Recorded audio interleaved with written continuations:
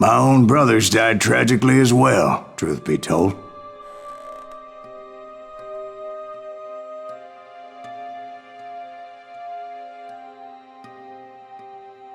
It was 1868, and me and my older brothers were pulling a tidy profit running cattle into Juarez, Mexico. One night after my brothers retired for the evening, I found a little poker game in a cantina with a couple of cowboys. And I just couldn't lose. I even won an old Spanish coin that had to be 100 years old. Well, I was mighty pleased with myself the next morning as my brothers and I rode for Texas. But before we crossed the border, those cowboys caught up with us. It was Johnny Ringo, Roscoe Bob Bryant, and another asshole named Jim. They wanted their money back and everything else we had, including our lives, as those boys didn't want us coming for them later. Bob put that old Spanish coin in my mouth and said, "I won't have it said that I left you with nothing, boy." Well, those horses bolted, and there we hung as those bastards rode away. The branch finally snapped under the weight of the three of us, but being my older brothers were bigger and heavier, they were already dead. And right then I swore to myself that I would avenge them. Ringo you know about, but Bob eluded me until I heard he was riding with the Wild Bunch.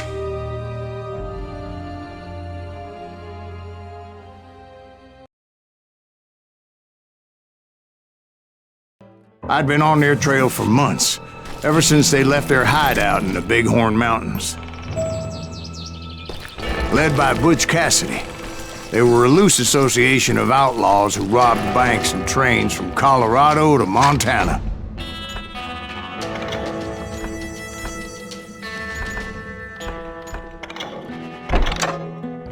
Among them was the Sundance Kid, and that murderous hombre I was tracking, Roscoe Bob Bryant.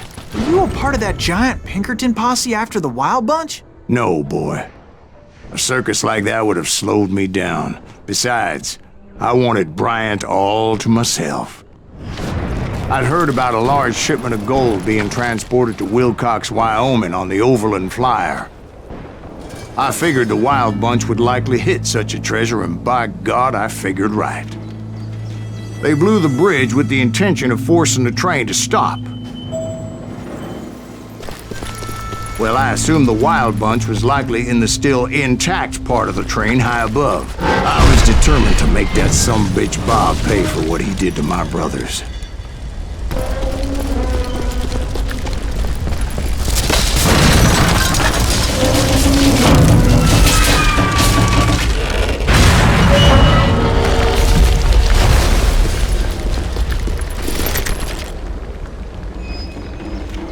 I found the device they used to blow the tracks, so I knew I was headed in the right direction.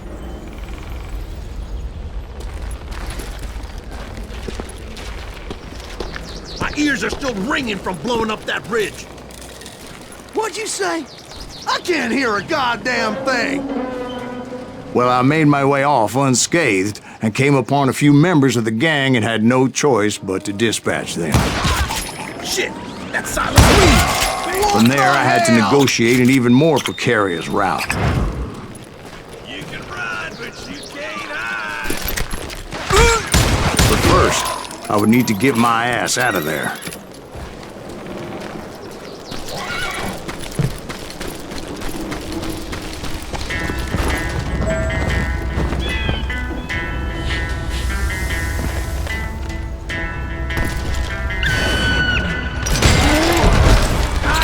Jumped from the frying pan into the fire as the train was clearly fixing to fall. I had found the gang, but in order to find old Bob, I needed to fight my way forward past a whole passel of desperados. Outside, inside, anywhere I could, I made my way towards my prey.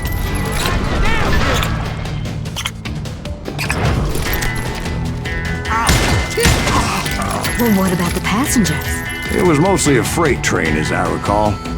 There were no passengers aboard that day.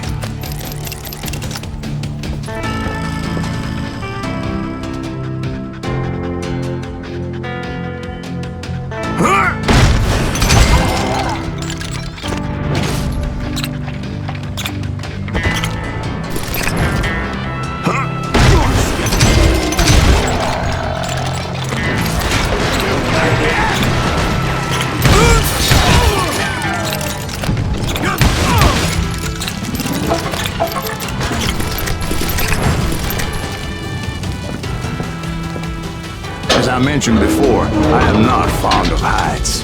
But I was too busy dodging bullets to worry about falling to my death. Odds were I was likely to die that day anyway. So I was determined to take down as many of those bastards as I could.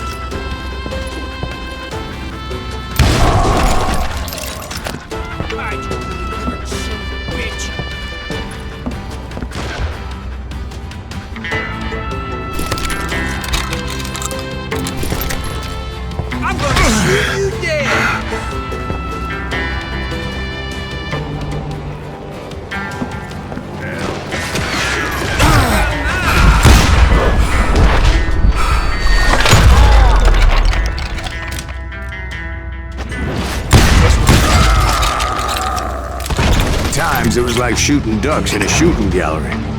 The only difference is these damn ducks shot back.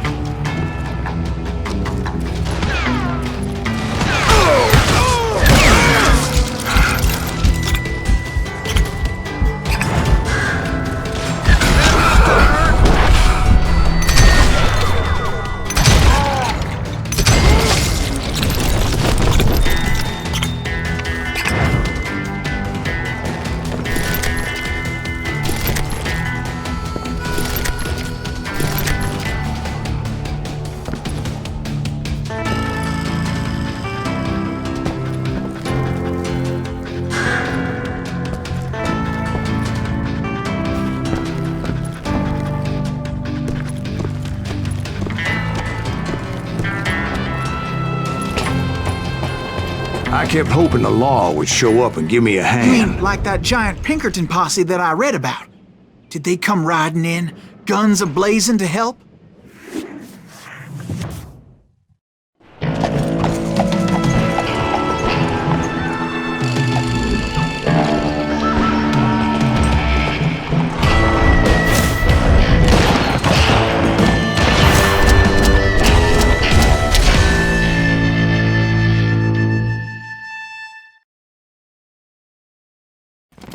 Help?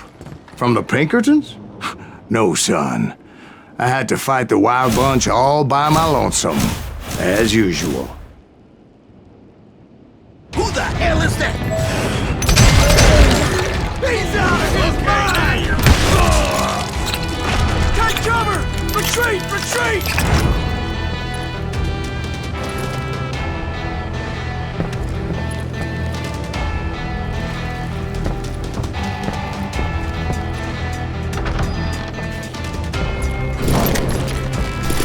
Killing everybody! You calm down and kill us all! Damn ghetto!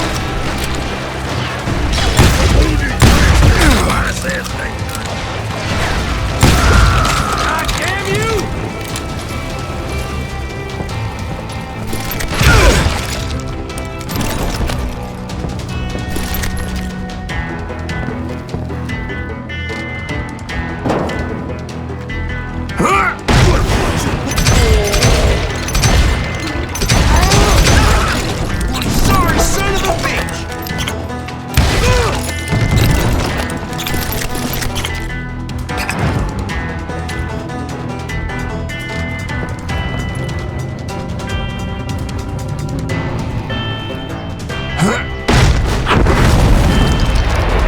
Guess is those dime novels didn't portray this as it happened, did they?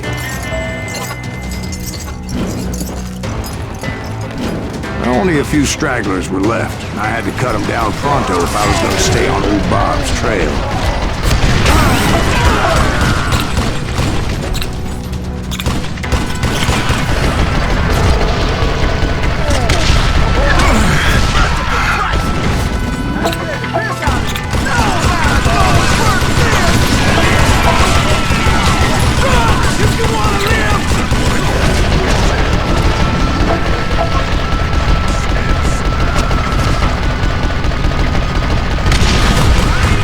Yeah!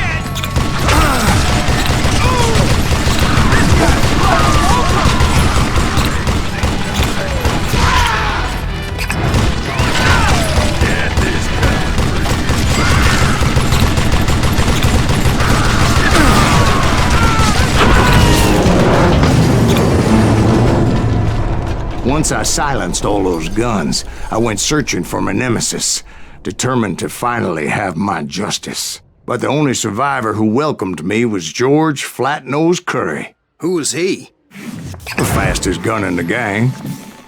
Right after Sundance, I mean. And Kid Curry, and maybe Elsie Lay. Though some folks might dispute that.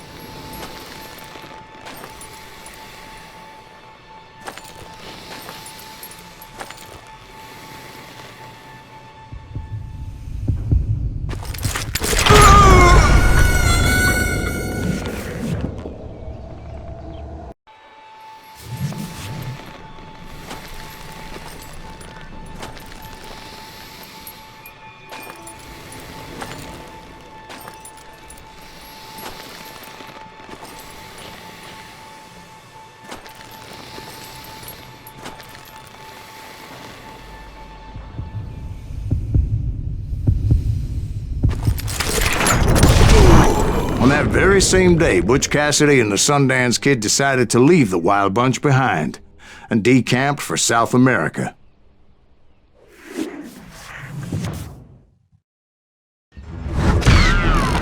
They ended up living down there for many years, but I'm sure you already know all about that.